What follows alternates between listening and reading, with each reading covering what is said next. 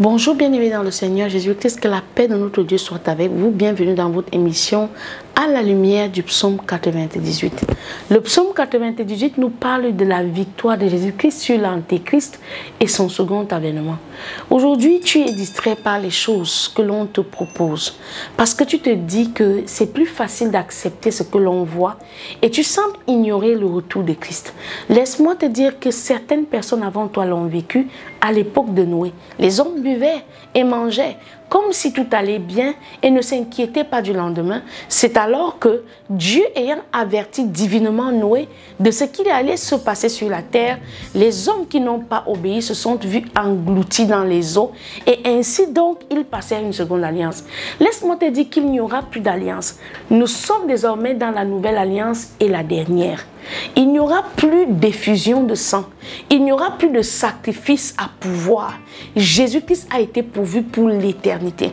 Si donc, ayant connu Christ, tu perds la sanctification, la Bible déclare qu'il n'y a plus de sang pour pardonner tes péchés, car tu as connu la vérité. C'est ainsi donc que nous qui recevons le Seigneur, nous devenons comme du sel. Et lorsque le sel perd sa saveur, on ne peut plus l'utiliser pour saler des aliments. Bien aimé, perdre sa valeur, ce n'est pas seulement devenir quelqu'un qui retourne au péché, mais perdre sa valeur, c'est perdre son témoignage. De le témoignage de ce que Jésus-Christ restaure. Lorsque tu viens à Christ, tu viens avec des soucis, avec des difficultés. Et lorsque tu es parvenu à la connaissance de qui Dieu est, quand tu as goûté qu'il est bon, bien aimé, je ne sais pas comment tu peux arriver à continuer à ne pas pouvoir faire la différence entre l'antéchrist et le véritable. Tout ce que tu peux voir, toute cette distraction a pour objectif de voler ton temps. Et la Bible dit que nous sommes à la fin des temps. Tu dois donc tout faire pour racheter ce temps-là. Tu dois t'organiser, tu dois t'occuper, tu dois donner la dîme de ton temps à Dieu pour que pendant cette saison, que l'antéchrist ne te vole pas ta vie éternelle. Malachie chapitre 3, versets 13 à 18, nous lisons au nom du Seigneur Jésus-Christ. Vos paroles sont rudes contre moi, dit l'Éternel, et vous dites: qu'avons-nous dit contre toi? Vous avez dit, c'est en vain que l'on sert Dieu. Qu'avons-nous gagné à observer ses préceptes et à marcher avec tristesse à cause de l'Éternel des armées? Maintenant, nous estimons heureux les hautains. Oui, les méchants prospèrent. Oui, ils tentent Dieu et ils échappent. Alors, ceux qui craignent l'Éternel se parlent l'un à l'autre. L'Éternel fut attentif et il écouta. Et un livre de souvenirs fut écrit devant lui pour ceux qui craignent l'Éternel et qui honorent son nom. Ils seront à moi, dit l'Éternel des armées. Ils m'appartiendront au jour que je prépare. J'aurai compassion d'eux comme un homme a compassion de ses fils qui le servent. Et vous verrez de nouveau la différence entre le juste et le méchant, entre celui qui sert Dieu et celui qui ne le sert pas. Bien aimé, les choses de Dieu n'ont pas de confusion. Il dit dans les Saintes Écritures que n'envie pas le méchant qui prospère dans ses mauvaises voies. Ne te fais pas de mal. Nous avons Asaph qui a dit dans le psaume 114 que quand il considérait que le méchant prospère, il était fou et insensé. Parce que c'est après qu'il s'est ressaisi et il s'est rendu compte que même si le méchant prospère, quelle est sa fin? Les grands hommes dont tu as entendu parler dans le monde, quelle a été leur fin? Considère la fin des choses, ne regarde pas leur commencement. Et la Bible déclare que aussi vite que l'herbe, ils sont fauchés dans les champs. Et même la fleur qui habitait, le lieu qu'elle habitait ne le reconnaît plus. Une fleur tombe. Et que tu essaies de remettre les pétales, il n'y a pas de colle pour recoller. N'imaginons même pas que ça puisse être inséré dans la fleur. Ce qui est mort et dépassé.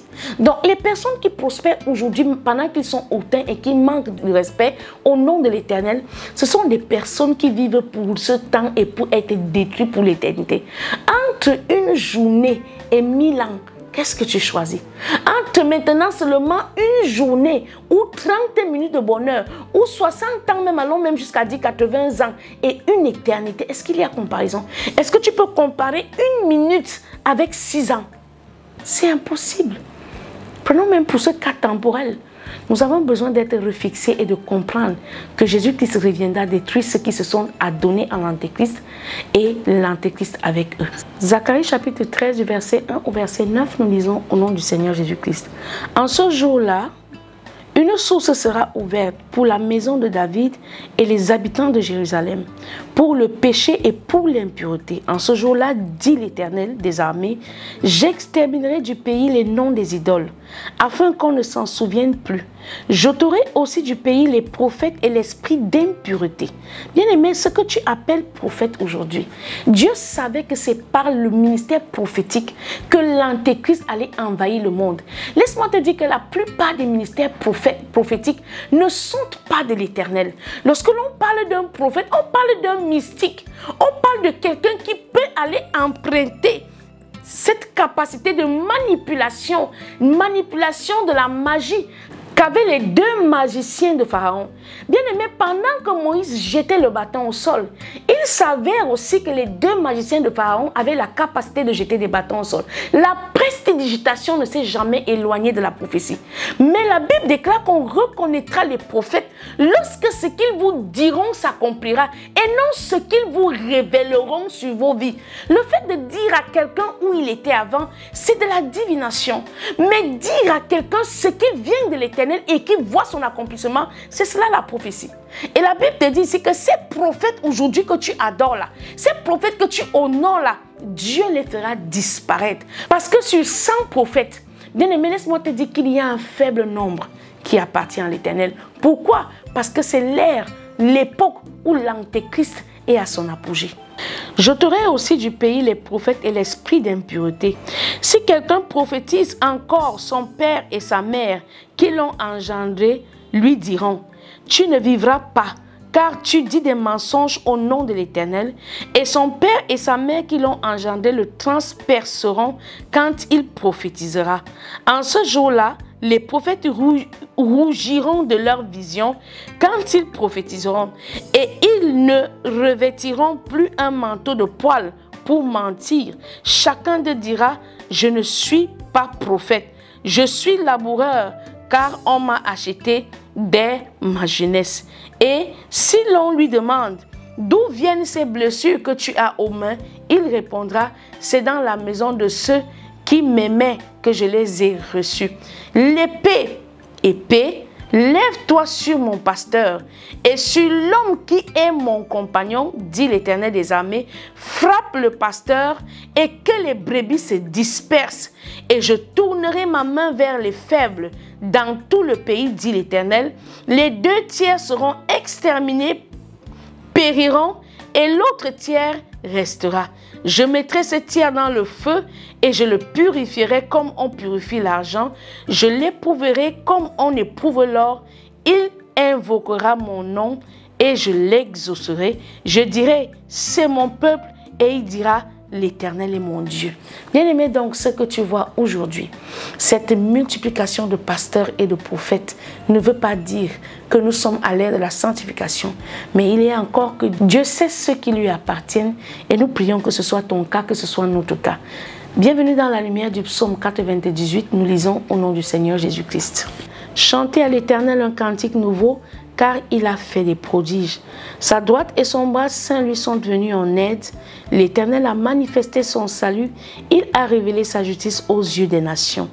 Il s'est souvenu de sa bonté et sa fidélité envers la maison d'Israël. Toutes les extrémités de la terre ont vu le salut de notre Dieu. Poussez vers l'Éternel des cris de joie. Vous tous, habitants de la terre, faites éclater votre allégresse et chantez. Chantez à l'Éternel avec la harpe.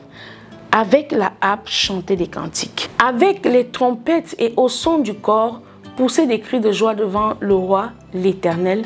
Que la mer retentisse avec tout ce qu'elle contient. Que le monde et ce qu'il habite éclatent d'allégresse. Que les fleuves battent des mains. Que toutes les montagnes poussent des cris de joie devant l'Éternel. Car il vient de juger la terre. Il jugera le monde avec justice et le peuple avec équité. C'est votre émission à la lumière du psaume 98. N'oublie plus jamais que l'Antéchrist sera détruit et ne saisis pas ce bras facile-là de la divination, de la magie et de la prestidigitation, mais retourne tes regards vers la montagne des Sion, car c'est de là que te viendra le secours. Que Dieu te bénisse. Rendez-vous pour un prochain numéro.